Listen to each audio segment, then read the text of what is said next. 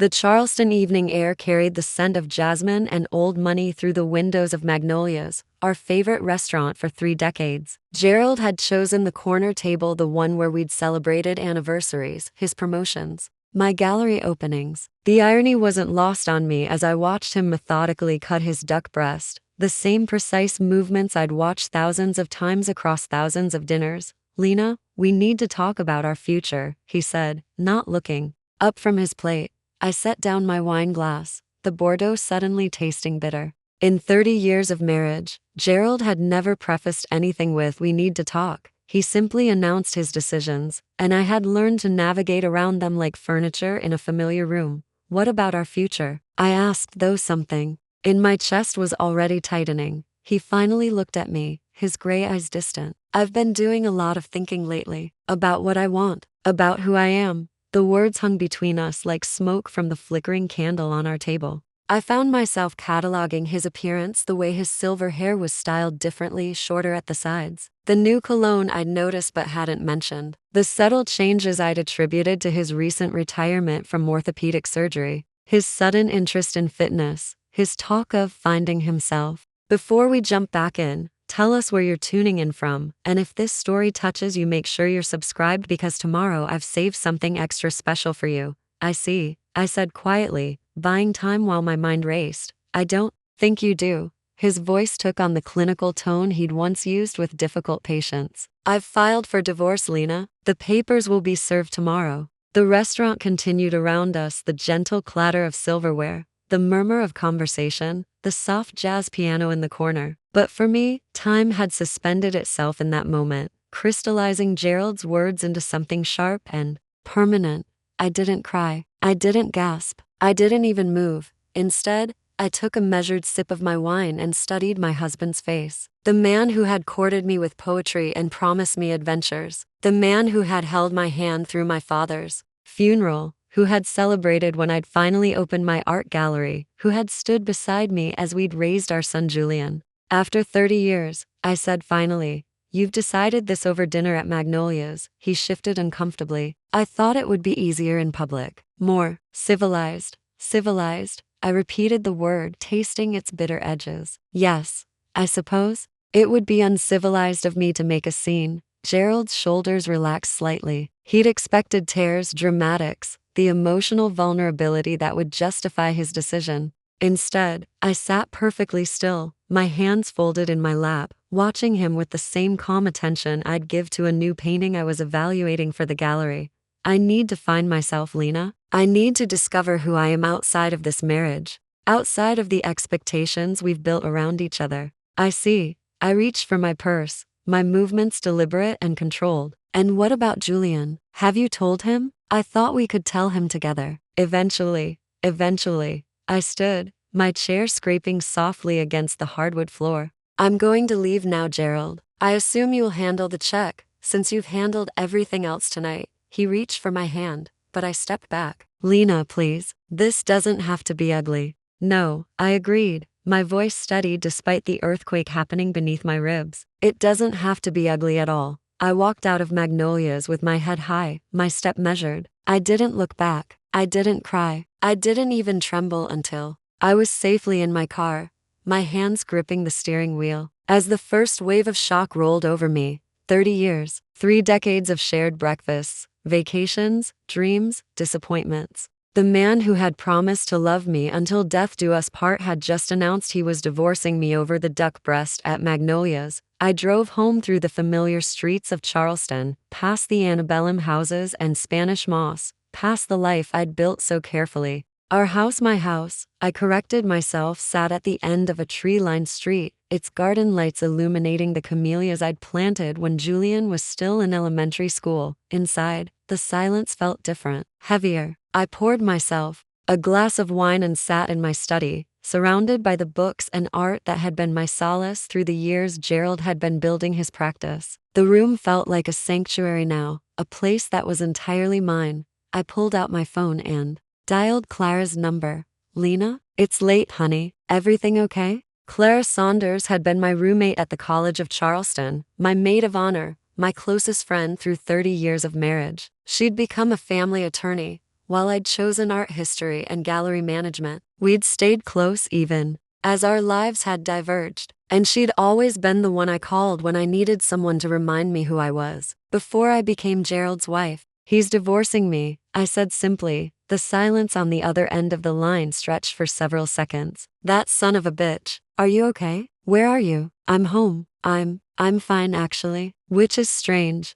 It's shock, honey. The real emotions will come later. "Are you sure you're okay alone tonight?" "I'm sure." I leaned back in my chair, looking around at the walls lined with my books, my art, my certificates and awards. "Clara, I need you to remind me about something. That power of attorney Gerald signed years ago. The one for his retirement accounts. The one from when he had the heart scare in 2019? Lena, that was supposed to be temporary. But he never revoked it, did he?" I heard Clara's intake of breath. "No, he never revoked it." "Lena, what are you thinking?" "I'm thinking that maybe Gerald has forgotten exactly what he signed over to me when he was afraid he might not survive that cardiac catheterization." "Lena, I'm also thinking that a man who files for divorce without warning his wife might be capable of other kinds of deception." Clara was quiet for a moment. "Do you want me to come over?" "No, I want you to pull that power of attorney and any other documents Gerald signed. I want you to review our financial arrangements. All of them."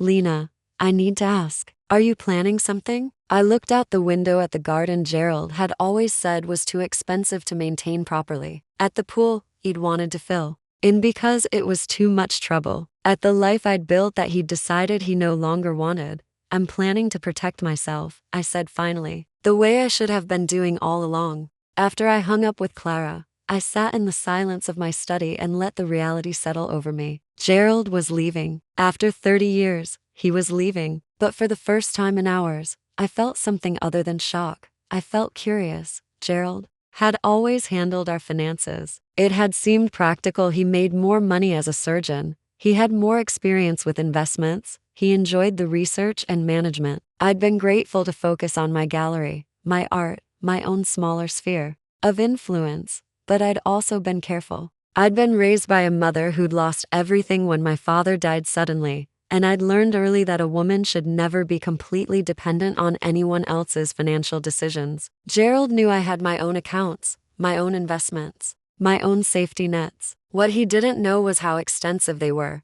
I pulled out my laptop and began to review our financial arrangements. Joint accounts, yes. Shared investments, certainly. But also a complex web of protections I'd put in place over the years. My gallery was incorporated under my name alone. My inheritance from my parents was in a trust that predated the marriage. My retirement accounts were separate and substantial. And then there was the power of attorney. I remembered the day Gerald had signed it, pale and frightened in his hospital bed after what had turned out to be a minor blockage. He'd wanted to make sure I could handle everything if something happened to him. The document was comprehensive. It covered not just medical decisions, but financial ones. His pension from the hospital, his investment accounts, his retirement fund. He'd meant to revoke it after he recovered. But then Julian had graduated college, and we'd taken that trip to Italy, and life had moved on. The power of attorney had been filed away and forgotten. By Gerald. I closed my laptop and walked upstairs to our bedroom. The bed where we'd made love, fought, reconciled, dreamed,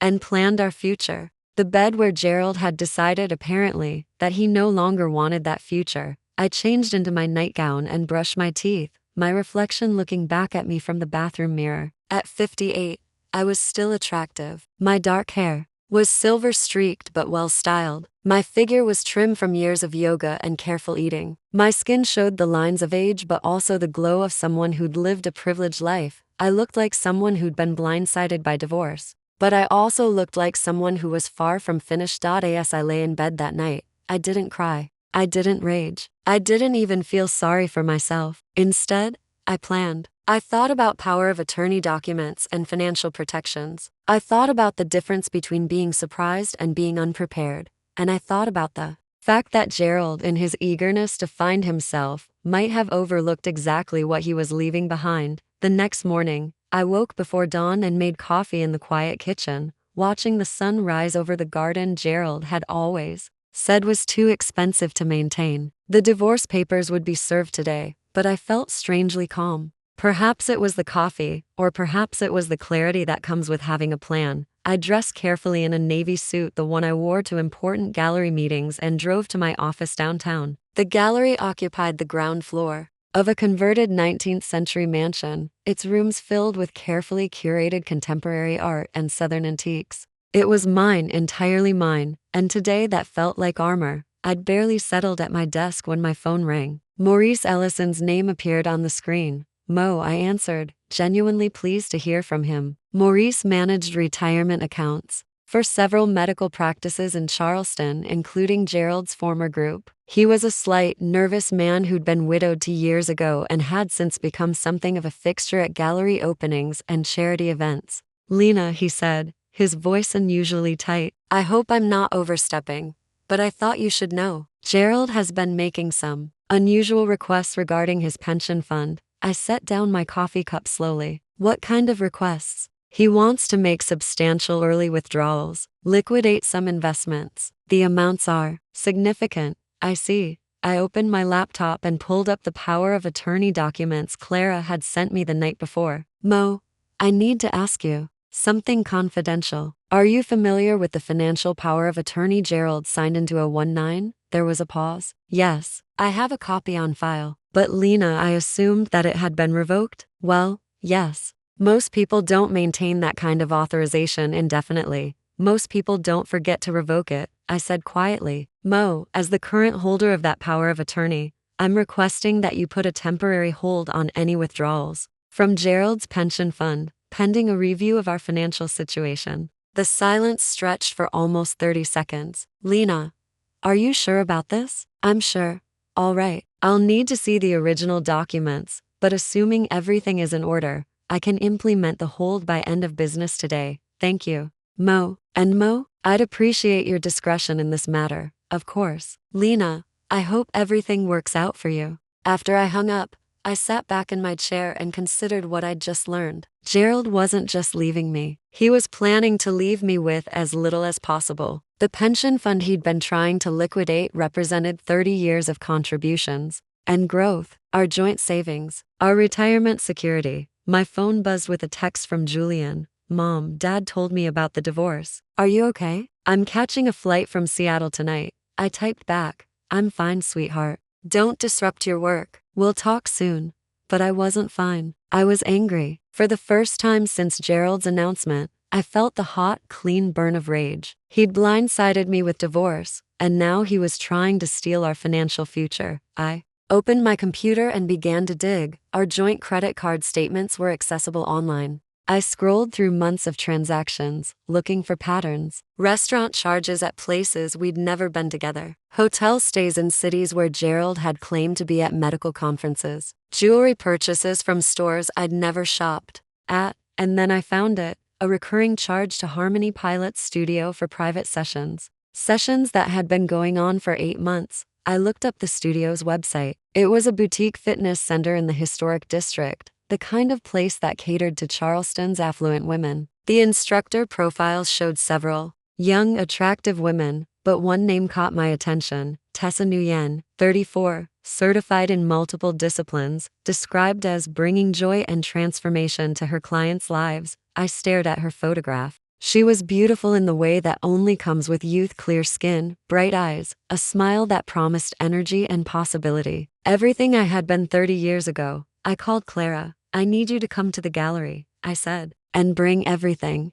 you can find on financial fraud in divorce proceedings. Lena, what have you found? I've found why Gerald wants to find himself, and I've found where he's been looking. Claire arrived within an hour, her arms full of legal files and her expression grim. Tell me everything. I showed her the credit card statements, the pension withdrawal requests, the Harmony Pilot's studio charges. I explained about the power of attorney and the hold I'd placed on Gerald's accounts. Jesus, Lena, he's been planning this for months, maybe years. I pulled up Tessa's photograph on my computer screen. I think I'd like to meet her.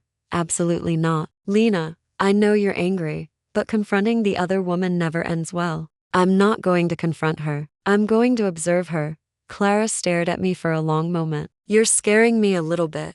Good. I'm scaring myself. I stood and walked to the window. looking out at the tourists strolling through the historic district. For 30 years, I've been the understanding wife, the supportive partner, the woman who made things easier for Gerald. Do you know what that got me? Lena, it got me a husband who thinks he can steal my retirement fund to buy jewelry for his pilot's instructor. I turned back to face her. I'm done being understanding. Claire opened her briefcase and pulled out a thick folder. In that case, let's talk about what else you can do with that power of attorney. For the next 2 hours, we reviewed the legal documents Gerald had signed. The power of attorney was even more comprehensive than I'd remembered. It covered not just his pension fund, but his investment accounts, his portion of our joint assets, even his ability to make major purchases without my consent. This is a nuclear option, Clara warned. If you use this to its full extent, you'll essentially freeze him out of his own finances, only the finances I have legal authority over, which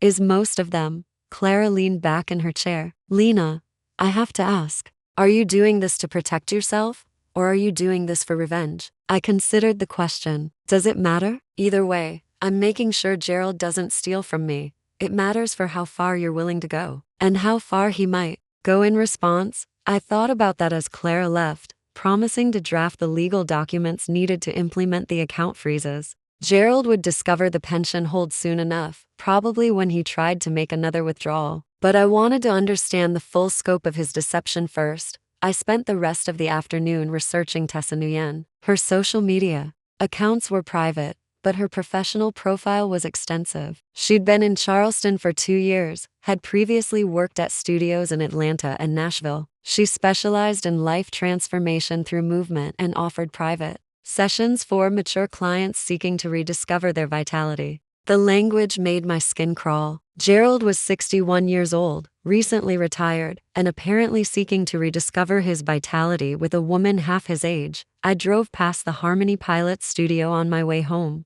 noting its location in a converted carriage house near the waterfront. The building was charming, expensive, discreet. The kind of place where a man could have private sessions without being noticed by his wife's friends. At home, I poured myself a glass of wine and sat in my study, surrounded by the books and art that had sustained me through 30 years of marriage. Gerald's study was across the hall, filled with his medical journals and golf trophies. 2 separate spaces in the same house, like our lives had been. I thought about the power of attorney documents locked in Claire's safe, about the pension fund that was now frozen, about the credit card statements that revealed months of deception, and I thought about Tessa Nguyen, the woman who'd helped my husband decide he needed to find himself. Tomorrow, I decided, it was time to find her. I spent the morning at the gallery, reviewing the upcoming exhibition schedule with my assistant and approving invoices for new acquisitions. The routine work felt grounding, a reminder that I had a life and identity beyond my marriage to Gerald. By lunch, I felt steady enough to drive to the Harmony Pilot studio, the converted carriage house set on a quiet side street, its brick facade softened by climbing jasmine and window boxes full of flowers. Discreet brass plaques identified the various businesses housed within: a day spa, a boutique law firm, and on the second floor, Harmony Pilot studio. I parked across the street and waited. At T1:30, she emerged from the building and walked toward the small cafe next door. Tessa Nguyen was even more striking in person than in her professional photographs. She moved with the fluid grace of someone comfortable in her own body, her dark hair pulled back in a sleek ponytail, her athleisure wear expensive and perfectly fitted. She was beautiful. She was young. She was everything I had been 30 years ago. I followed her into the cafe, ordering coffee while she selected a salad and settled at a corner table. She pulled out her phone and began typing rapidly, smiling at whatever responses she was receiving. "Excuse me," I said, approaching her table. "Aren't you Tessa from the pilot's studio?" She looked up, her expression politely curious. "Yes, I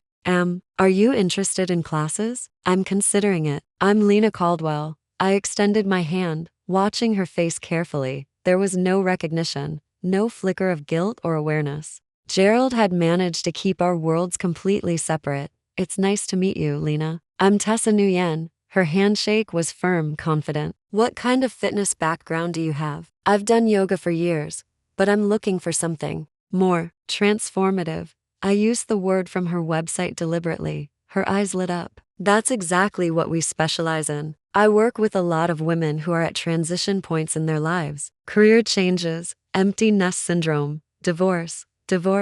I repeated. That must be challenging. It can be, but it's also an opportunity for reinvention. I have one client who's going through a divorce right now, and he's discovering aspects of himself he'd forgotten existed.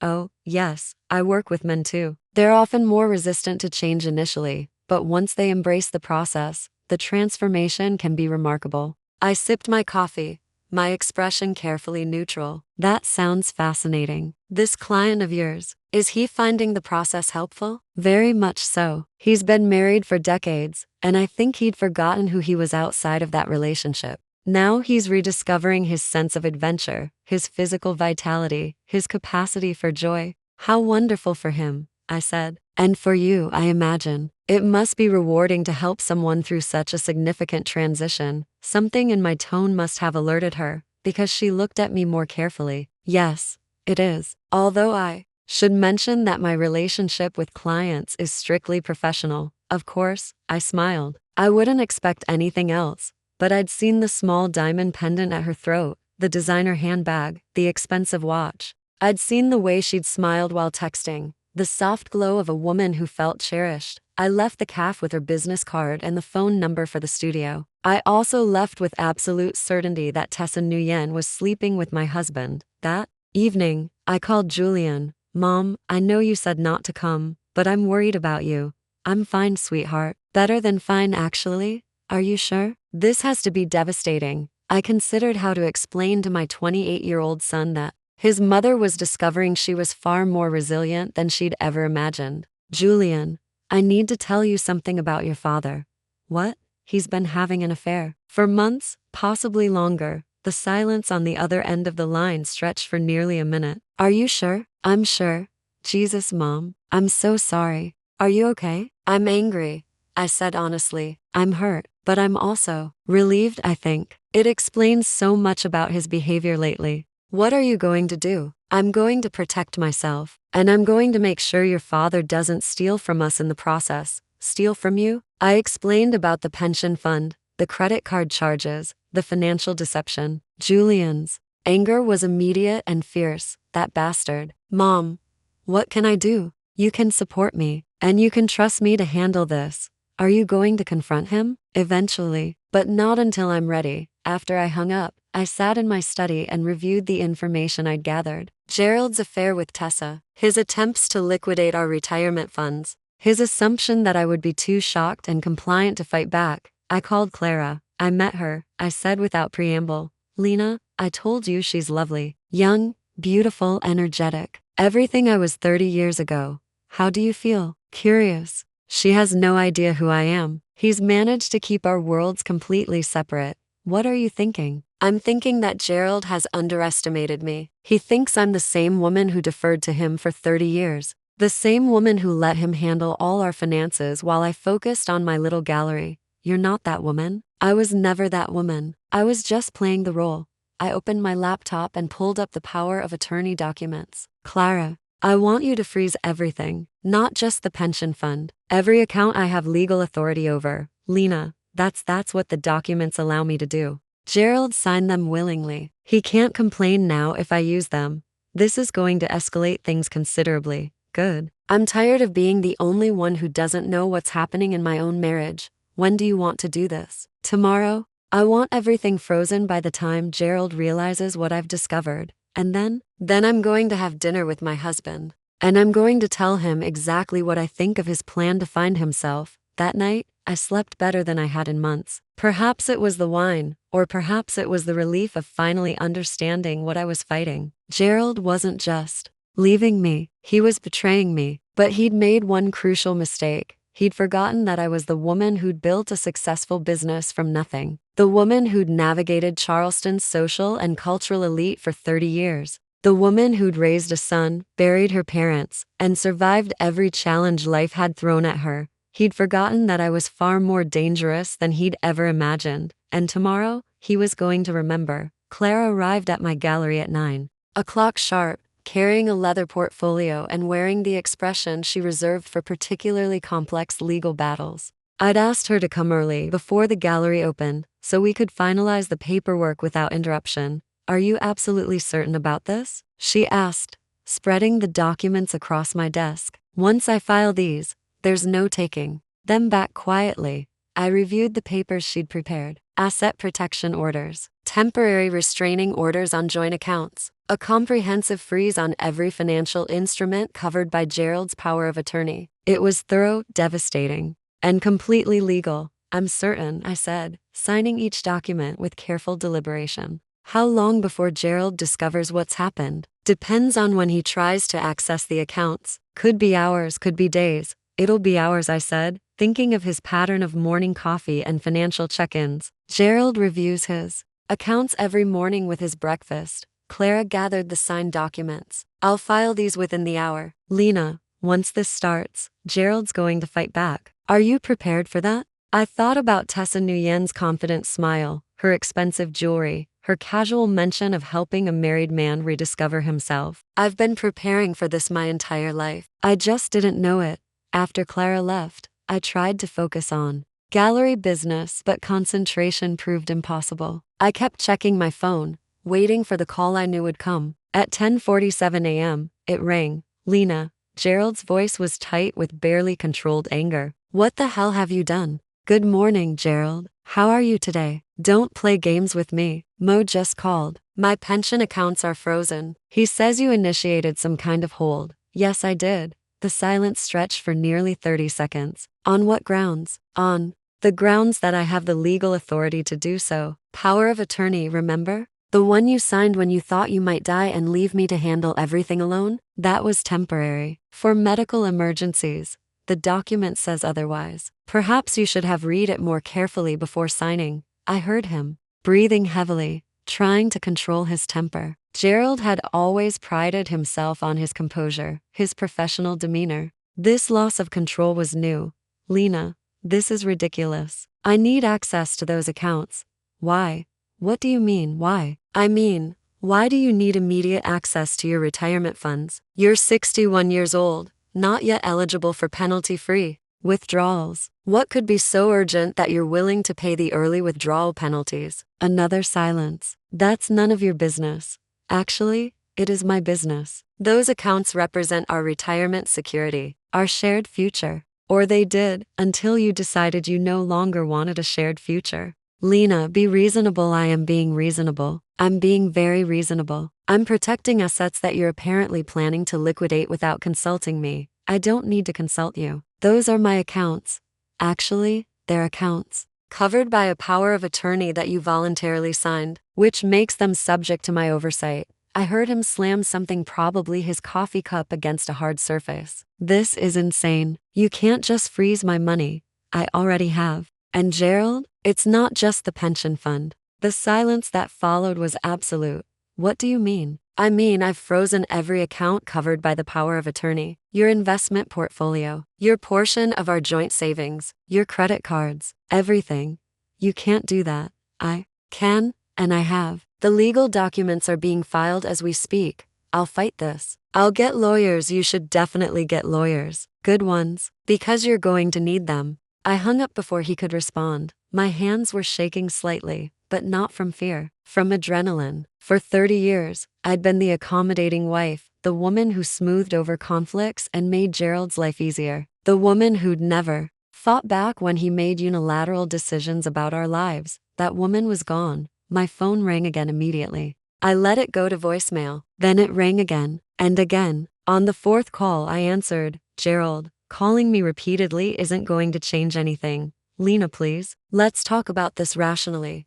I am being rational. You filed for divorce without warning. You've been stealing money from our joint accounts to finance an affair. You've been planning to liquidate our retirement funds, presumably to start a new life with your pilot's instructor. What part of my response is irrational? The silence. This time was different. Shocked. How did I find out about Tessa? Because you're not nearly as clever as you think you are, Gerald. Credit card statements, hotel receipts, 8 months of charges to a pilot's studio for private sessions. Did you really think I wouldn't notice? Lena, I met her yesterday. Lovely girl, very young, very enthusiastic about helping mature men rediscover their vitality. It's not what you think. It's exactly what I think. And now it's exactly what our lawyers are going to think when they review our financial records for the divorce proceedings. I hung up again. This time, when the phone rang, it was Julian calling from Seattle. Mom, Dad just called me. He's furious. He says you've stolen his money.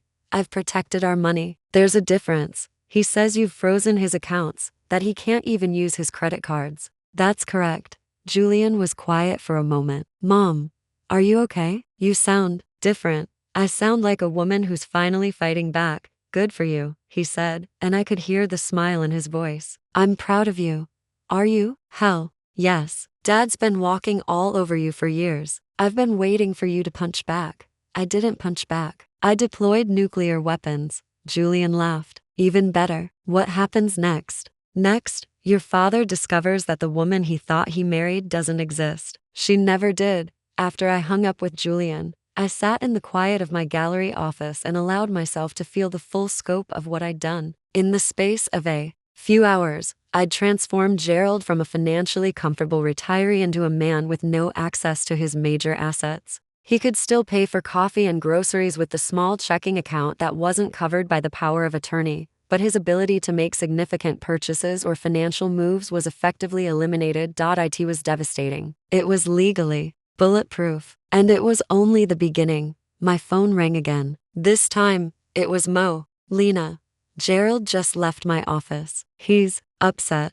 I imagine he is. He's threatening to sue me, to sue you, to sue everyone involved in the account freeze. Let him. The power of attorney is valid, and the freeze is legitimate. You're protected. Mo, are you sure about this course of action? I'm sure. Mo, did Gerald give you any indication of why he needed to liquidate his pension fund so urgently? He mentioned some investment opportunities. Said he wanted to diversify his portfolio. Investment opportunities. I almost laughed. Yes, I'm sure he did. Lena, I have to ask, how long do you plan to maintain the freeze? Until I'm satisfied that Gerald isn't going to steal our retirement funds to finance his midlife crisis. And when might that be? When he agrees to a fair divorce settlement, or when hell freezes over. Whichever comes first. That afternoon, I received a call from an attorney I didn't recognize. David Manning, representing Gerald in a matter of urgent financial dispute. Mrs. Caldwell, my client is requesting that you immediately reverse the account restrictions you've imposed. No, I beg your pardon? I said no, the restrictions are legal, properly documented, and will remain in place. Mrs. Caldwell, this is causing significant hardship for my client. My client? I repeated. Mr. Manning, your client is my husband, a man who was secretly liquidating our retirement funds while planning to divorce me. If he's experiencing hardship, perhaps he should have considered that before he decided to steal from me. Mrs. Caldwell, I don't think you understand the seriousness of this situation. I understand it perfectly. Your client signed a comprehensive power of attorney 5 years ago and never revoked it. Now he's unhappy that I'm using the legal authority he voluntarily granted me. That's not my problem. We're prepared to take legal action. Please do. I look forward to explaining to a judge why my husband was attempting to liquidate our retirement accounts to fund his affair with a woman half his age. The line went quiet for several seconds. Mrs. Caldwell, perhaps we could arrange a meeting. Perhaps you could advise your client to stop calling me and start thinking about what kind of settlement he's prepared to offer. Because until he does, those accounts remain frozen. I hung up and immediately called Clara. Gerald's hired a lawyer. I told her. That was fast. Who? David Manning. Do you know him? Corporate attorney. Expensive. Not particularly creative. Clara paused. This is escalating quickly. Good. I want Gerald to understand that I'm not the accommodating wife anymore. I want him to understand that this is going to cost him far more than he imagined. Lena, are you prepared for this to get ugly? I thought about Tessa Nguyen's bright smile, her casual mention of helping a married man rediscover himself. I thought about Gerald's careful planning, his secret liquidation attempts, his assumption that I would be too shocked to fight back effectively. It's already ugly, I said. Now it's just going to be expensive ugly. Telling and preparing this story took us a lot of time, so if you are enjoying it, subscribe to our channel. It means a lot to us. Now back to the story. 3 days after the account freeze, I received an unexpected call from Patrick Whitmore, Gerald's best friend since medical school, his business partner in their shared practice. and the man who'd stood as his best man at our wedding 30 years ago. Lena, I hope you don't mind my calling. Gerald gave me your number. Of course. Not Patrick. How are you? I'm concerned. About Gerald. About you. About this whole situation. I leaned back in my office chair, curious about Patrick's perspective. He'd been recently widowed. His wife Margaret had died of breast cancer 18 months ago, and I'd seen him occasionally at gallery events and charity functions. He'd always been quieter than Gerald, more thoughtful, with a gentle manner. That had served him well as a pediatric surgeon. What did Gerald tell you? He said you'd frozen his accounts over some misunderstanding about his retirement plans. Is that what he called it? A misunderstanding? Patrick was quiet for a moment. Lena,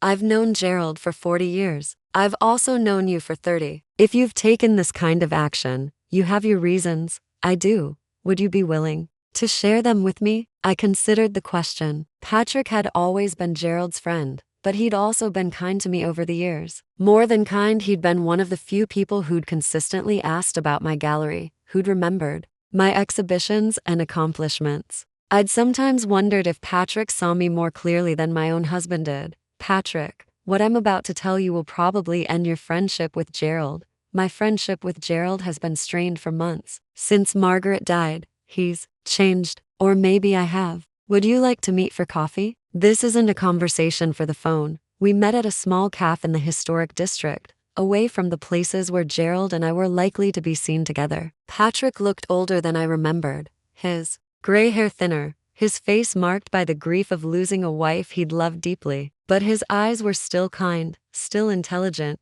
Gerald's having an affair, I said without preamble, with a woman named Tessa Nguyen. He's been stealing money from our joint accounts to pay for hotels, jewelry, and gifts for her. When he filed for divorce, he immediately tried to liquidate his pension fund, presumably to fund a new life with his mistress. Patrick stared at me for a long moment, his coffee growing cold in his hands. Jesus, Lena, are you sure? I pulled out my phone and showed him the credit card statements, the hotel charges, the jewelry purchases. 8 months of evidence. He's been planning this for a long time. And the pension fund. He tried to make substantial early withdrawals the day after he told me he wanted a divorce. Fortunately, I had the legal authority to stop him. Patrick set down his coffee cup with a slight tremor in his hands. I knew something was wrong. He's been different lately, secretive, talking about making changes, starting over. I thought it was just retirement adjustment. It was adjustment, just not the kind you imagined. Lena, I'm so sorry. I had no idea. Why would you? Gerald's been very careful to keep his worlds separate. Patrick looked out the window at the tourists strolling through the historic district. Margaret and I used to worry about you sometimes. Worry? About me? You're so accomplished, so intelligent. But Gerald always seemed to diminish that somehow, make your achievements seem smaller than they were. I felt a flutter of surprise. I didn't realize you'd noticed. Margaret noticed. She used to say you were wasted on Gerald, that you were too good for him. Patrick turned back to me, his expression serious. She was right. Patrick, no, let me say this. I've been thinking about it a lot since Margaret died. About marriage, about partnerships, about what people really deserve from each other. Gerald has never appreciated what he had with you. The conversation was taking an unexpected turn. What are you saying? I'm saying that Gerald is an idiot. I'm saying that if I had a wife like you, I would never take her for granted. And I'm saying that whatever you're doing to protect yourself, I support it completely. We sat in silence for several minutes, the weight of his words settling between us. Patrick had always been Gerald's quiet, steady friend, the one who listened more than he spoke. I'd never imagined he was observing my marriage so carefully. Gerald thinks I'm being vindictive, I said finally. Are you? Partly, but mostly I'm being practical. If I don't protect our assets now, there won't be anything left to divide in the divorce. How much was he trying to take? Close to $500,000. Our entire retirement security. Patrick's face darkened. For his mistress. For his new life. Which apparently doesn't include any financial obligation to his old one. What can I do to help? The question surprised me. Help? Lena, Gerald and I have been friends for 40 years, but friendship doesn't excuse this kind of behavior. Margaret would be furious if she knew I was sitting by while he destroyed a good woman. You don't need to choose sides, I've already chosen. The question is, What can I do to help you? I studied Patrick's face, seeing determination mixed with something else. Something that made me suddenly aware of how long it had been since a man had looked at me with genuine admiration. Patrick, I need to ask you something. Has Gerald ever mentioned his affair to you? Not directly, but he's made comments about feeling trapped, about wondering what else might be out there. I thought he was talking about travel or hobbies. Patrick's expression grew grim. Now I realize he was talking about women. Has he asked you for money? No, but he's asked about my financial plans since Margaret died. About what I'm doing with the insurance money, about investment opportunities. He's probably planning to ask you to invest in something with him. Some opportunity that requires cash. What should I do if he does? Tell him you need to think about it, and then tell me immediately. Patrick nodded. Anything else? I hesitated, then decided to be honest. Patrick, having you on my side means more than you know. Gerald has always been charming, persuasive. He'll try to convince everyone that I'm being unreasonable, that I'm taking advantage of a technicality to hurt him. You're not. No, I'm not. But it's nice to have someone who understands that. Lena, Patrick said quietly, I want you to know something. If you need anything, financial help, legal support, just someone to talk to, I'm here. Thank you. I mean it. Margaret always said you were the strongest woman she knew, but that didn't mean you should have to face everything alone. As we left the cafe, Patrick touched my arm gently. Lena, I hope this doesn't sound inappropriate, but I've always admired you. Your intelligence, your grace, your accomplishments. Gerald's a fool to let you go. Patrick, I know this isn't the time for such things, but I wanted you to know that someone sees your worth. I drove home with Patrick's words echoing in my mind. In 30 years of marriage, Gerald had rarely spoken to me the way Patrick had in one afternoon. With respect, with genuine admiration, with the recognition that I was more than just a supporting character in someone else's story. That evening, Gerald called. Lena, we need to talk. We've already talked, not on the phone. In person. This has gone too far. Where would you like to meet? At home. Our home. It's my home now, Gerald. You chose to leave it. Lena, please. Let's try to handle this like adults. I thought about Patrick's words, about Margaret's observation that I was too good for Gerald, about 30 years of making Gerald's life easier while he made plans to abandon me. All right, I said. Let's have dinner. Tomorrow night, 7 o'clock. I'll make reservations. Thank you. Maybe we can work this out reasonably. Maybe, I agreed. But I doubt it. After I hung up, I called Clara. Gerald wants to meet for dinner tomorrow night. Are you ready for that? I'm ready to tell him exactly what I think of his plan to steal our retirement money for his mistress, Lena, and I'm ready to tell him what kind of settlement I'm prepared to accept, which is everything he never thought I was smart enough to take. I chose the Charleston Place Hotel's restaurant for our dinner meeting, neutral territory, with enough ambient noise to mask a confrontation, but elegant enough to remind Gerald of the life he was choosing to abandon. I arrived 15 minutes early and requested a corner table where we could speak privately. Gerald arrived precisely on time, looking haggard in a way I'd never seen before. His usually perfect silver hair was slightly disheveled, his face drawn with stress. The account freeze had clearly taken its toll. Thank you for agreeing to meet, he said, sitting across from me with the careful distance of a negotiation rather than the familiarity of a marriage. You're welcome. I sipped my wine and studied him calmly. You look tired, Gerald. I haven't been sleeping well. I imagine not. Financial stress can be very disruptive. His jaw tightened. Lena, this has to stop. What you're doing is cruel and unnecessary. What I'm doing is protecting myself from theft. I wasn't stealing from you. You were liquidating our retirement accounts without my knowledge or consent while planning to divorce me. What would you call that? Gerald signaled the waiter for whiskey, unusual for him at dinner. I call it securing my financial future. At the expense of mine.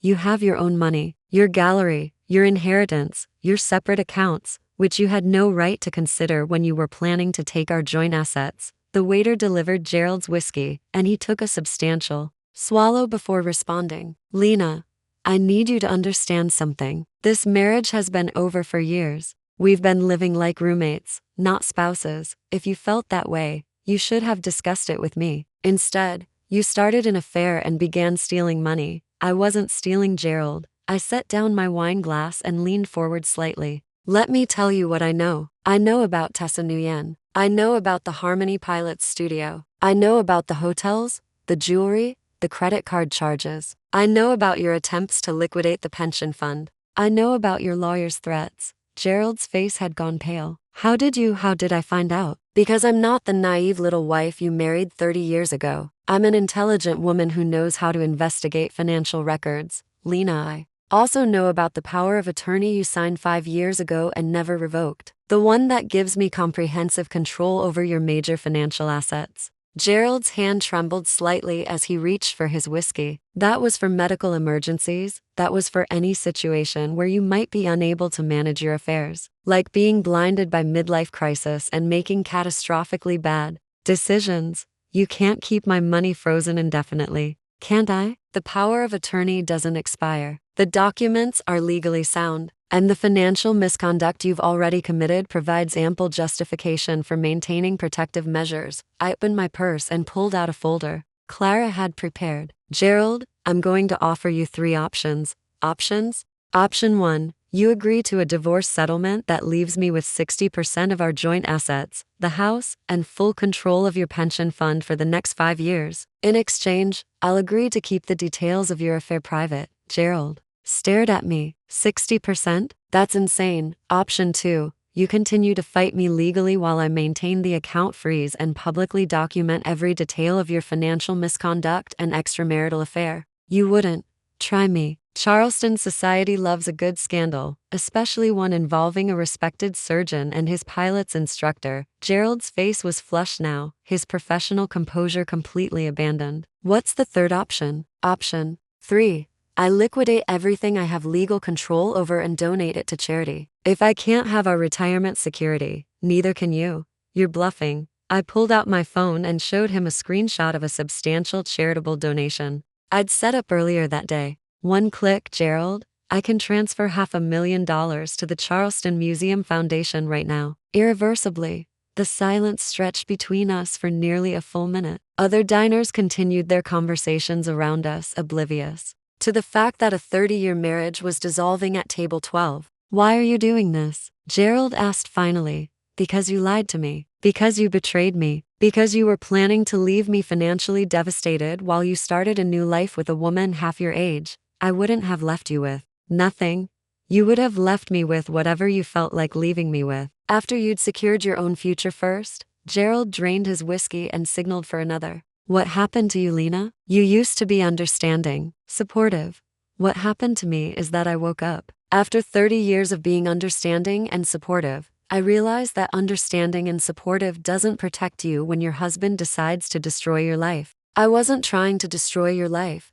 You were trying to steal my retirement money to buy jewelry for your mistress. If that's not destroying my life, what is? The waiter brought Gerald's second whiskey. He stared into it for a long moment before speaking. How long have you known? About Tessa? A few days. About the financial planning? Since the morning after you announced the divorce. And you've been planning this revenge ever since? I've been planning to protect myself. The revenge is just a pleasant side effect. Gerald looked up at me, and for the first time in years, I saw genuine recognition in his eyes. Not the dismissive tolerance he'd shown me recently, but actual acknowledgement of who I was. I underestimated you, he said quietly. Yes, you did.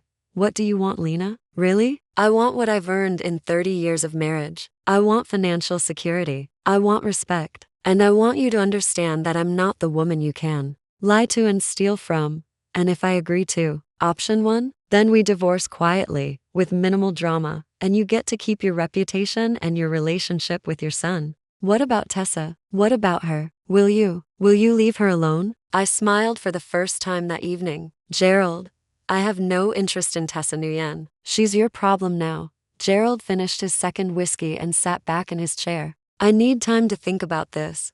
You have 48 hours. After that, I start making phone calls. What kind of phone calls? To the medical board about your financial misconduct. To the Charleston Post and Courier about your affair. To every member of the country club and the hospital board. You'll find it very difficult to enjoy your retirement when everyone knows exactly why your wife divorced you. Gerald's face had gone white again. You're not the woman I married. No, I'm not. I'm the woman you created when you decided to betray me. As we left the restaurant, Gerald made one last attempt. Lena, isn't there any part of you that remembers what we used to have? What we used to mean to each other? I paused at the valet stand, considering his question seriously. Yes, Gerald, there is. That's what makes this so disappointing. I drove home through the familiar streets of Charleston, past the life I'd built so carefully over 30 years, but for the first time in months, I felt truly calm. Gerald finally understood who he was dealing with, and I finally understood who I'd become. The woman who'd always been there, waiting for permission to fight back. 2 days after my dinner with Gerald, I was reviewing inventory at the gallery when my assistant announced an unexpected visitor. There's a young woman here to see you. She says it's personal. Her name is Tessa Nguyen. I felt a flutter of interest mixed with amusement. Please send her in. Tessa entered my office looking very different from the confident woman I'd observed at the cafe. Her usual polished appearance was disheveled, her designer athleisure wrinkled, her hair hastily pulled back, her face flushed with anger and desperation. Mrs. Caldwell, we need to talk. Please, sit down. I gestured to the chair across from my desk, noting her agitation with clinical interest. What can I do for you? You can stop destroying Gerald's life. I'm not destroying Gerald's life. I'm protecting my own. Tessa leaned forward, her hands clenched in her lap. He told me what you've done, freezing his accounts, hiring lawyers, threatening to ruin his reputation. It's cruel and vindictive. It's practical. Gerald was attempting to steal our retirement money to fund his affair with you. He wasn't stealing anything. It's his money. Actually, it's our money. Joint assets accumulated during our marriage, which he was planning to liquidate without my knowledge or consent. Tessa's composure cracked slightly. You don't understand. Gerald loves me. We're planning a future together. I see. And this future requires him to bankrupt his wife to finance it? It's not like that. What is it like, Tessa? She stood abruptly, pacing to the window that overlooked the historic district. Gerald deserves to be happy. He's spent 30 years in a loveless marriage, taking care of everyone but himself. Loveless marriage? I repeated. Is that what he told you? It's obvious. You don't even live like a married couple anymore. I leaned back in my chair, studying this young woman who'd helped destroy my marriage. Tessa, what has Gerald promised you? He's promised that we'll be together, that we'll travel, start fresh somewhere new. And how exactly was he planning to finance this fresh start? She turned from the window, her eyes flashing with defiance. With his retirement money, his savings, his investments, which he doesn't have access to anymore, because you've stolen it. I've protected it. There's a difference. Tessa returned to her chair, her anger giving way to something closer to panic. Mrs. Caldwell, you have to understand. Gerald and I, we have plans, real plans. I've given up other opportunities, other relationships. I've invested everything in our future together.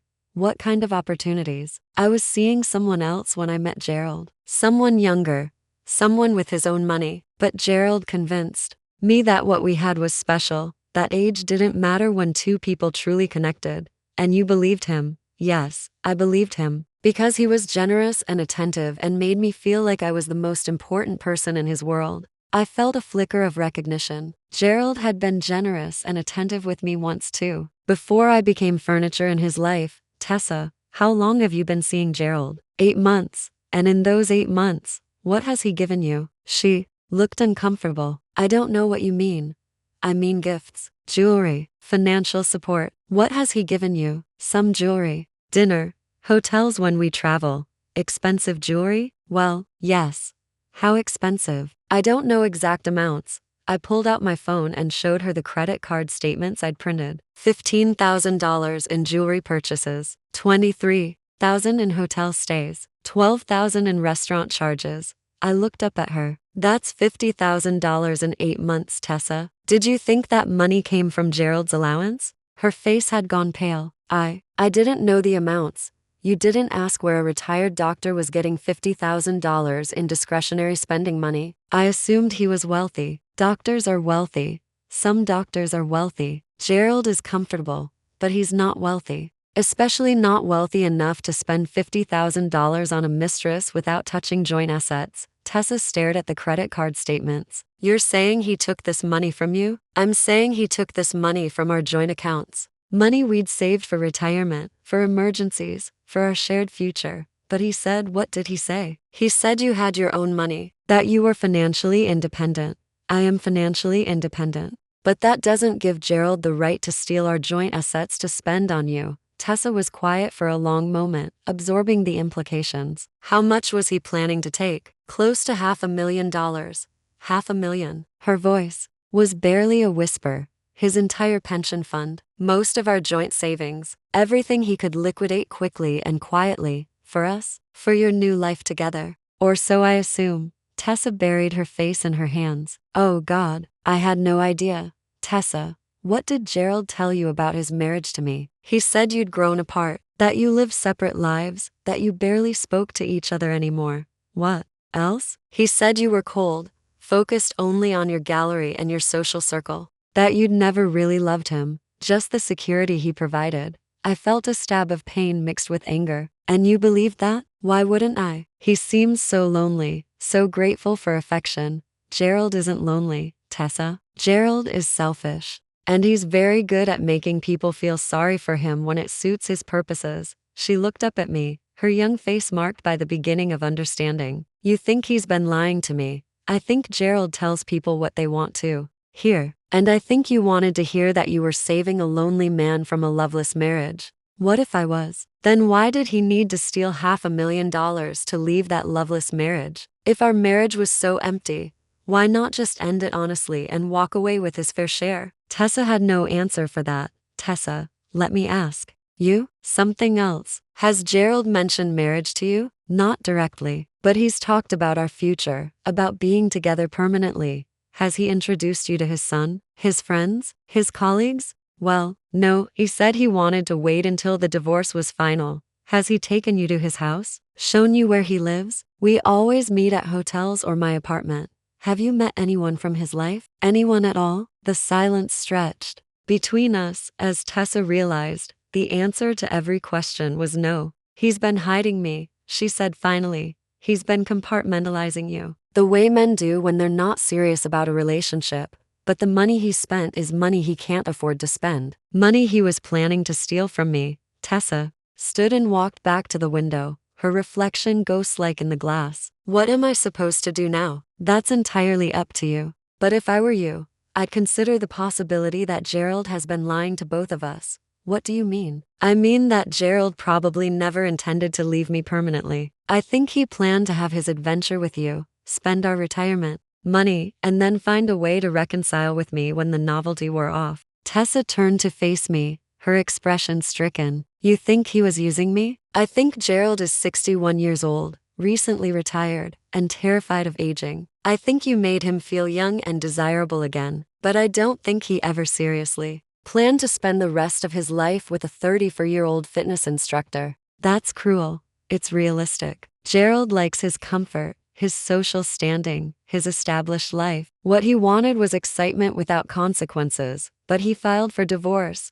after I discovered the affair and froze his accounts. Before that, he was content to have both of us. Tessa sank back into her chair, the fight gone out of her. How could I have been so stupid? You weren't stupid. You were manipulated by a man with 30 years of experience in getting what he wants. What should I do about Gerald? That's your decision. But if I were you, I'd ask myself some hard questions about what he's actually offered you versus what he's promised, such as, has he offered to support you financially if you leave your job? Has he offered to buy you a house, set up joint accounts, make any concrete commitments to your shared future? Tessa was quiet for a long moment. He's talked about those things, but nothing specific. And now that his accounts are frozen, he's been different, angry, distant. He says it's because of the stress you're causing him. The stress I'm causing him by preventing him from stealing our retirement money. Yes, Tessa, what happens to your relationship if Gerald never gets access to that money again? She looked at me with dawning horror. He'll leave me,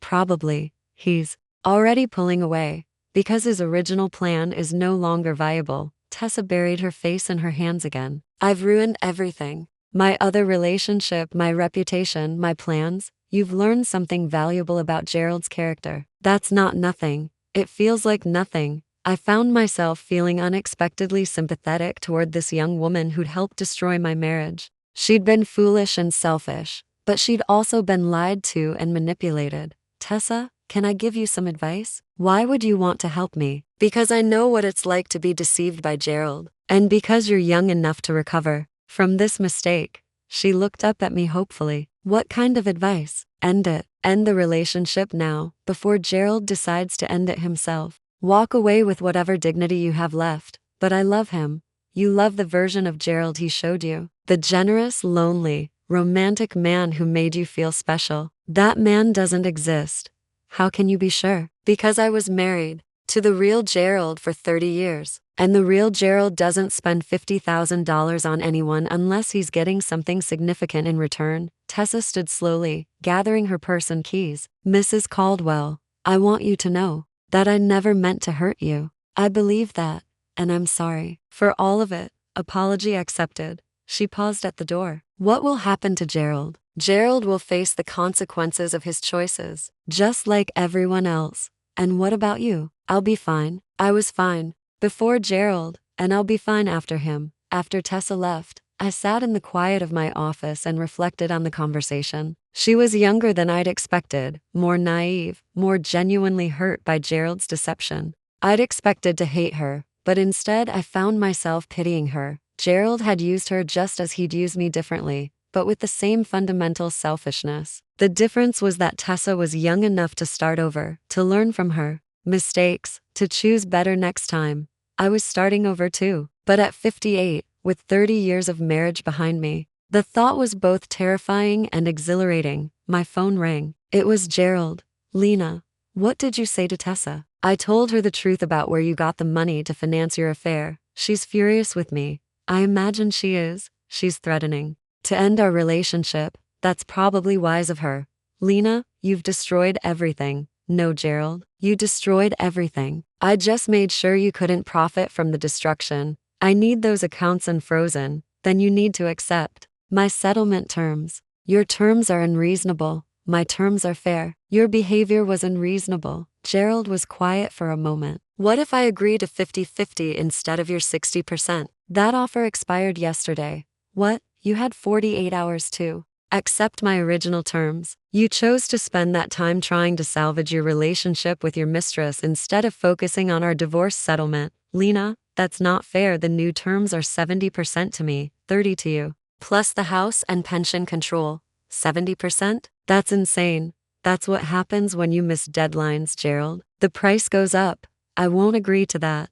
Then you'll get nothing. Because I'd rather give everything to charity than let you profit from stealing from me. I hung up and immediately called Clara. Gerald's getting desperate, I told her. Good. Desperate people make mistakes. He's also getting angry. Tessa is threatening to leave him. Even better. Nothing like losing your mistress and your money. At the same time, Clara, I want you to prepare the final papers. 70-30 split, house to me, pension control for 5 years. Are you sure about the pension control? 5 years is a long time, I'm sure. Gerald needs to understand that actions have consequences. Real, lasting consequences. And if he refuses to sign, then we proceed with option 3, full liquidation. Everything to charity. Lena, you know he'll fight that. Let him fight. By the time the legal battle is over, he'll be bankrupt from attorney fees anyway. That evening, I sat in my study and wrote a letter to Julian, explaining everything that had happened and what I planned to do next. It was important that he understand my decisions, that he know I wasn't acting out of spite but out of necessity. Gerald had gambled that I would be too shocked, too compliant, too dependent to fight back effectively. He'd lost that gamble completely.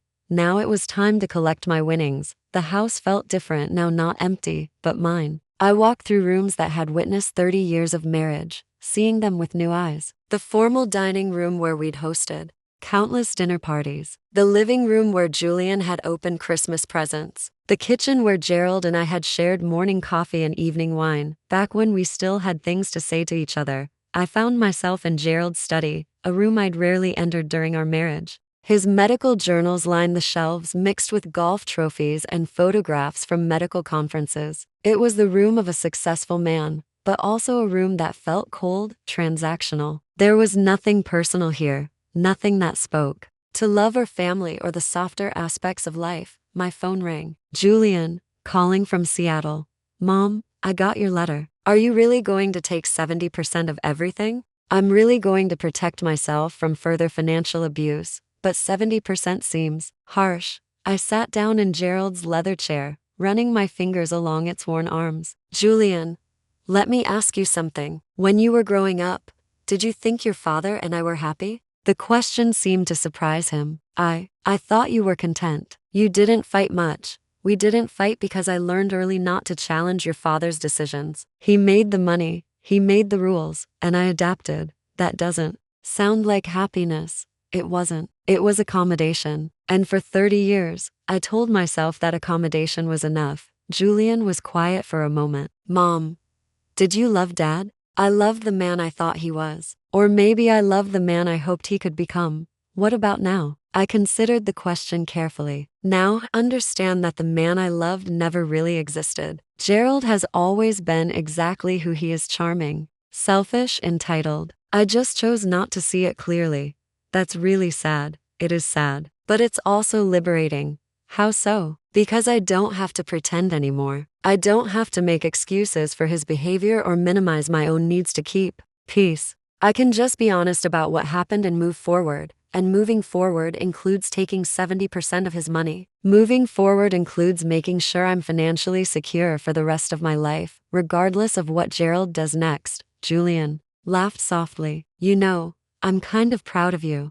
Are you? Hell yes. Dad always treated you like you were decoration. Beautiful, expensive decoration, but decoration. I'm glad you're finally fighting back. After I hung up with Julian, I continued exploring Gerald's study. In the bottom drawer of his desk, I found a box I'd never seen before. Inside were letters, photographs, mementos from our early years together, love letters he'd written during our courtship, pictures from our honeymoon in Italy, the program from my first gallery exhibition, where he'd written in the margin, "So proud of my brilliant wife." I held the program, reading his words from 25 years ago. He had been proud of me once. He had seen my intelligence, my accomplishments, my worth. Somewhere along the way, we'd both lost sight of that. I found a letter I'd written to him during one of his medical conferences, early in our marriage. I'd been pregnant with Julian then, excited about our future, full of plans and dreams. The woman who'd written that letter was optimistic, trusting, deeply in love.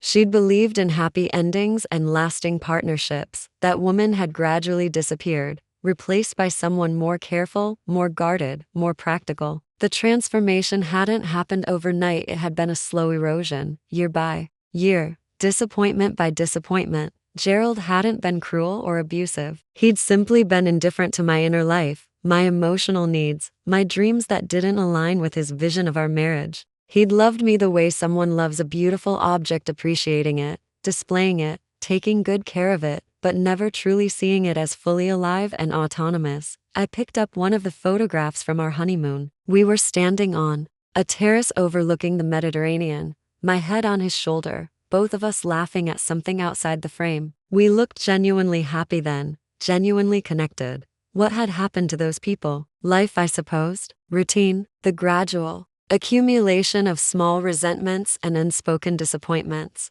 Gerald's increasing focus on his practice and his status. My retreat into the safer world of art and culture. We'd stopped seeing each other clearly somewhere along the way, but that didn't excuse what he'd done. Understanding the slow death of a marriage was different from accepting theft and betrayal as reasonable responses to marital dissatisfaction. I gathered the letters and photographs and took them to the living room, where I built a fire in the fireplace we rarely used. One by one, I fed the mementos to the flames, not out of anger, but out of acceptance. Those people, that marriage, that version of love, they were all gone now. Holding on to the artifacts wouldn't bring them back. As I watched the last photograph curl and blacken in the fire, I felt something I hadn't expected: relief. The weight of 30 years of accumulated disappointment was lifting, leaving space for something new. My phone rang again. This time, it was Patrick. "Lena, I hope I'm not calling too late." "Not at all. How are you?" "I've been thinking about our conversation. About Gerald, about Margaret, about other things. Other things? About you. About the future. About possibilities I never let myself consider while Margaret was alive." I felt a flutter of something: anticipation, nervousness, hope. Patrick, I know this is complicated timing. I know you're dealing with divorce and legal battles and God knows what else. But I wanted you to know that when all this settles, if you're interested, I'd like to take you to dinner. A real dinner? Not a strategic meeting or a crisis intervention. A real dinner. With wine and conversation and no mention of Gerald or lawyers or frozen bank accounts. I smiled for the first time in days. I'd like that. Good. I'll wait as long as you need me to wait. Patrick, can I ask you something? Anything. When you look at me, what do you see? He was quiet for a moment. I see an intelligent, accomplished woman who spent too many years accommodating someone who didn't deserve her. I see someone who's stronger than she knows and more beautiful than she believes. That's very kind. It's not kind. It's honest. Lena, Gerald is an idiot. Any man would be lucky to have your attention, your affection, your partnership. Even a man who's been married to your best friend for 30 years. Especially that man. Because that man would understand what Gerald threw away. After I hung up with Patrick, I sat by the dying fire and allowed myself to imagine a different future. Not just life without Gerald, but life with someone who saw me clearly, who valued my intelligence, who understood that love should enhance rather than diminish. It was a dangerous thought. Hope was always dangerous when you were in the middle of rebuilding your life, but it was also a powerful thought. For the first time in years, I felt excited about what might come next rather than afraid of what I might lose. I pulled out my laptop and began writing. Not a letter this time, but something more important. A plan for the next chapter of my life. The gallery expansion I'd been postponing. The art history course I'd wanted to teach. The travel I'd been deferring. The friendships I'd been neglecting. I was 58 years old. If I was lucky, I had 25 or 30 years left. Gerald had shown me what I didn't want those years to look like. Now it was time to decide what I did want them to be. 3 weeks later, Patrick called with an invitation that surprised me. The Charleston Museum Foundation is having their annual fundraiser next Friday. Margaret and I used to attend every year. I was wondering if you'd like to go with me. As your date? As my guest. Although I hope you'll consider it a date. I found myself smiling. Patrick, are you asking me to be your official escort to a charity event? I'm asking you to let me show Charleston society that some men know how to appreciate an extraordinary woman. That's quite a statement. It's time I made some statements. The event was held at the Gibbs Museum of Art, a venue I knew well from my gallery work. I chose a navy silk dress that flattered my figure without being too formal, and arrived to find Patrick waiting for me in the museum's foyer, looking distinguished in his tuxedo. You look beautiful, he said, offering me his arm. You look rather handsome yourself. As we entered the main gallery, I was acutely aware of the attention we attracted. Charleston society was small and gossipy. Everyone knew about my divorce, and many people recognized Patrick as Gerald's former best friend. Our appearance together would generate conversation for weeks. Are you prepared for the speculation this will cause? I asked as we accepted champagne from a passing waiter. I'm counting on it, Patrick replied. Gerald's been telling anyone who'll listen that you're being vindictive and unreasonable. I think it's time people heard a different perspective. And what perspective is that? That you're a remarkable woman who deserves better than she's been getting. We moved through the gallery, admiring the art and greeting acquaintances. I noticed how Patrick introduced me not as Gerald's estranged wife, but as Lena Caldwell, gallery owner and art expert. He asked my opinion about the paintings, deferred to my knowledge about artists and techniques, treated me as an authority rather than an accessory. It was intoxicating to be seen so clearly, so respectfully. Patrick, said a familiar voice behind us. We turned to find Dr. Richard Barnes, one of Gerald's former colleagues, approaching with his wife Ellen. Richard, Ellen, Patrick replied smoothly. You remember Lena Caldwell, of course, Ellen said, her eyes bright with curiosity. Lena, how are you holding up through all this difficulty? I'm doing very well, thank you. Sometimes difficult transitions lead to better outcomes. I'm sure they do, Richard said diplomatically. Patrick, I have to say, I was surprised to hear about your falling out with Gerald. 40 years of friendship. Some friendships don't survive when you discover fundamental differences in character, Patrick replied calmly. Ellen leaned forward conspiratorially. Is it true what Gerald's been saying? About Lena taking all his money? Gerald signed legal documents giving Lena financial authority, Patrick said, before I could respond. If he's unhappy with the consequences of his own signatures, perhaps he should have been more careful about what he signed. But surely, Richard began, surely a man should be held accountable for his decisions. I interrupted gently, especially decisions that affect other people's financial security. As Richard and Ellen moved away, clearly eager to share this exchange with others, Patrick touched my arm lightly. Thank you for letting me speak for you. Thank you for speaking for me so well. We found seats at a round table near the back of the gallery, joining several other couples I knew from various charitable boards. The conversation flowed easily: art, politics, local events, travel plans. Patrick participated naturally, his quiet intelligence and dry humor complementing the group dynamics perfectly. Lena, said Margaret Thornton, a board member from the Historic Preservation Society, we haven't seen you at many events lately. I've been dealing with some personal matters, but I'm planning to be more involved going forward. Wonderful. We could use your expertise on the Museum Expansion Committee. I'd be honored to serve. As the evening progressed, I found myself relaxing in a way I hadn't in years. The conversation was stimulating, the company was pleasant, and Patrick's presence beside me felt natural and comfortable. He didn't dominate discussions or need to be the center of attention. He simply participated as an equal partner occasionally, catching my eye with a small smile or a shared observation. During the auction portion of the evening, Patrick bid successfully on a weekend at a bed and breakfast in Savannah. I hope you like Savannah, he said quietly as the auctioneer moved to the next item. Are you assuming I'll want to go with you? I'm hoping you'll want to go with me. What if I say no? Then I'll enjoy a very lonely weekend contemplating my presumption. I laughed. Well, we can't have that.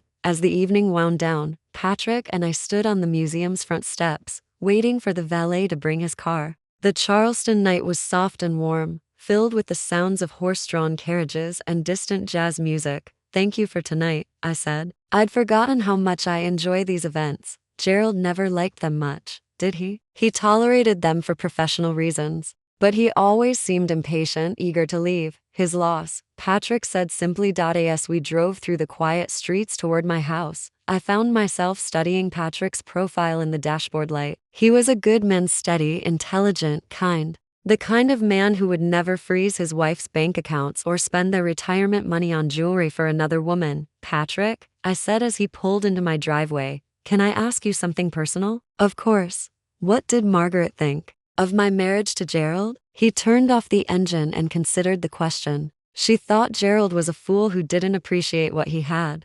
Did she ever say that to him? Margaret was more diplomatic than that, but she used to say that if she were a man, she'd court you properly. Court me properly? With flowers and poetry and genuine interest in your thoughts and dreams. She said Gerald treated you like a trophy wife when you were clearly meant to be a true partner. I felt tears prick my eyes. I wish I'd known her better. She would have liked that. She always said you and she would have been great friends if Gerald hadn't been so possessive of your time. Possessive? He never liked sharing you, even with other women. Margaret noticed that you rarely attended events without him, rarely had independent friendships. I thought about that as Patrick walked me to my front door. Had Gerald been possessive? Or had I simply deferred to his preferences without recognizing the pattern? Probably both. Patrick, I said as we reached my front steps, I need to tell you something.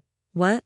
I'm not ready for anything serious. This divorce, everything with Gerald, it's shown me how much I need to rediscover who I am as an independent person. I understand. Do you? Because I don't want to hurt you or give you false expectations. Patrick stepped closer, his hand reaching up to touch my cheek gently. Lena, I've waited 40 years to tell you how I feel about you. I can wait as long as you need me to wait. 40 years? I've been in love with you since the day Gerald introduced us. But you were his, and I was married to Margaret, and wanting you felt like betraying everyone I cared about. Patrick, I'm not asking you to love me back. I'm just asking you to let me spend time with you, to get to know you as an independent person, to see where friendship might lead. And if it doesn't lead anywhere romantic, then I'll have the privilege of being your friend, which is more than I've had for 30 years. He leaned down and kissed my forehead gently, then stepped back. Good night, Lena. Thank you for a wonderful evening. As I watched him drive away, I touched my forehead where his lips had been. It was such a simple gesture, but it conveyed more respect and tenderness than I'd felt from Gerald in years. I was beginning to understand the difference between being wanted and being cherished. Gerald had wanted me for my beauty, my social connections, my ability to make his life more comfortable. Patrick cherished me for my intelligence, my independence, my complex inner life. It was a revelation worth everything I'd been through to discover it. 6 months later, I stood in the main gallery of the Caldwell Fine Arts Center, watching Charleston's cultural elite admire the paintings in our inaugural exhibition. The gallery had been renamed and expanded, funded partly by my divorce settlement and partly by the confidence that comes with finally understanding your own worth. Gerald had eventually accepted my terms: 70% of our joint assets, the house, and continued control of his pension fund. He'd had no choice. His lawyer had explained that fighting the power of attorney would be expensive and futile, especially with his documented financial misconduct providing justification for my protective measures. The divorce had been finalized 3 weeks ago. Gerald had attended the hearing looking older and somehow smaller than I remembered.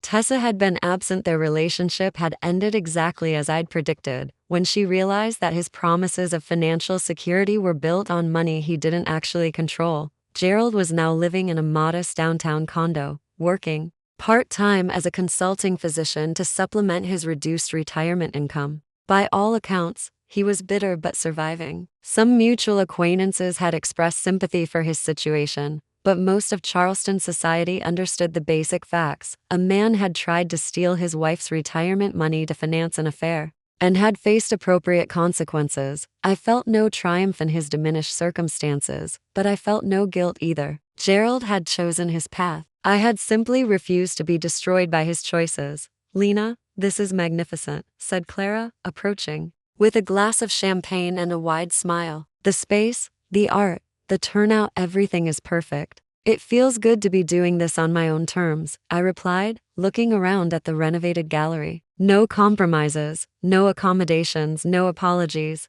How does it feel to be officially divorced?" "Like I can finally breathe deeply," Clara followed, my gaze to where Patrick stood near a particularly striking abstract painting, deep in conversation with the artist. He'd been a constant presence during the renovation, offering practical help and emotional support without ever pressuring me for more than I was ready to give. "He's been good for you," Clara observed. "He's been patient with me. Are you ready to stop making him be patient?" I considered the question. Over the past 6 months, Patrick and I had developed a friendship that felt both new and comfortable. We attended cultural events together, shared quiet dinners, took long walks through Charleston's historic district. He'd helped me paint rooms in my house, listened to me vent about legal frustrations, celebrated small victories, and offered comfort during difficult moments. Most importantly, he'd never tried to replace Gerald in my life. Instead, he'd helped me discover what my life could be without Gerald: fuller, more authentic, more joyful. "I think I might be," I said finally. As if sensing our conversation, Patrick looked up and smiled at me across the gallery. That smile, warm, genuine, patient, had become one of my favorite sights in the world. Julian approached, looking handsome in his suit and beaming with pride. "Mom, this is incredible. I can't believe you put all this together in 6 months. It turns out I'm capable of more than I gave myself credit for. Dad always said you were too impractical to run a business on this scale. Your father said a lot of things that turned out to be incorrect." Julian laughed. "That's putting it diplomatically. How do you feel about the divorce being final?" "Relieved, honestly. You've been happier these past 6 months than I can remember seeing you in years." "Have I?" "You laugh more. You seem more yourself, if that makes sense." It did make sense. For 30 years, I'd been a carefully edited version of myself, the parts that complemented Gerald's life, that made his existence more pleasant, that fit his vision of what a wife should be. Now I was discovering aspects of my personality that had been dormant for decades. "Julian, there's something I want to tell you." "What?" "Patrick and I have been spending time together." I figured. "He's been at every family dinner for the past 3 months. How do you feel about that?" Julian looked across the gallery at Patrick, who was now chatting with my assistant about the logistics of the evening. "I like him. He treats you the way you deserve to be treated. And your father?" "Dad made his choices. You get to make yours." The evening continued successfully. Paintings sold, connections were made, future exhibitions were discussed. I gave a brief speech thanking everyone for their support and explaining my vision for the gallery's future. As I spoke, I caught sight of Gerald standing near the back of the crowd, He'd aged visibly in the past 6 months. His hair was whiter, his posture less confident. He looked like a man who'd gambled everything and lost. When our eyes met, he nodded slightly acknowledgement rather than greeting, then quietly left through the side door. I felt a moment of sadness for what we'd lost, but no regret for what I'd gained. As the evening wound down and the last guests departed, Patrick helped me lock up the gallery. We stood on the sidewalk outside, looking up at the elegant sign that read Caldwell Fine Arts Center in gold lettering. "Are you proud of yourself?" he asked. "I'm getting there. You should be. This is remarkable, Lena. Everything you've accomplished, everything you've overcome. I had help, you had support. There's a difference. The strength, the vision, the determination that all came from you." I turned to face him, this gentle man who'd waited 40 years to tell me he loved me, who'd spent 6 months helping me rebuild my life without asking for anything in return. "Patrick, I have something to tell you." "What?" "I'm ready." "Ready for what?" "Ready to stop being afraid. Ready to trust someone again. Ready to see what love looks like when it's based on mutual respect rather than accommodation." He stepped closer, his hands reaching up to frame my face. "Are you sure?" "I'm sure." When he kissed me, it felt like the beginning of something rather than the end of something. It felt like possibility and hope and the kind of love that enhances rather than diminishes. "I love you, Lena Caldwell," he said against my lips. "I love you too, Patrick Whitmore." As we walked toward his car, my phone buzzed with a text from Julian. "Saw the kiss. About time. Margaret would have approved." I showed the text to Patrick, who laughed and pulled me closer. "Margaret definitely would have approved," he agreed. "She always said you deserve to be loved properly." "And how does one love properly?" "Like this," he said, opening the car door for me. "With respect and patience, and the understanding that love should make you more yourself, not less." As we drove through Charleston's quiet streets, past the life I'd built so carefully over 30 years, I felt something I hadn't experienced in decades. Genuine excitement about the future. Not anxiety about what might go wrong, but anticipation for what might go right. Gerald had filed for divorce thinking he was discarding a woman who'd outlived her usefulness. Instead, he'd liberated a woman who'd forgotten her own strength. I was 58 years old, financially secure, professionally successful, and in love with a man who saw me clearly and cherished what he saw. Gerald had given me the greatest gift imaginable, though he'd never intended it as a gift. He'd given me back myself. The Charleston Post and Courier would run a small announcement in the social pages the following week. Local gallery owner Lena Caldwell and pediatric surgeon Patrick Whitmore were seen together at various cultural events throughout the fall season. Friends say the couple's mutual appreciation for art and philanthropy has blossomed into romance. It was accurate as far as it went, but it missed the real story. Sometimes the end of one love story is actually the beginning of a much better one. Sometimes divorce isn't a failure but a liberation. And sometimes the best revenge is simply living well. I'd spent 30 years accommodating Gerald's vision of what our life should be. Now I was going to spend however many years I had left creating my own vision with someone who wanted to help rather than hinder that creation. I thought as Patrick walked me to my front door. A very satisfactory ending to a very difficult chapter, and an even more promising beginning to whatever came next. Up next, we have 2 more incredible stories that are waiting for you. Just click the image you want to watch and it will take you there. If you enjoyed this video, make sure to subscribe. It would mean a lot.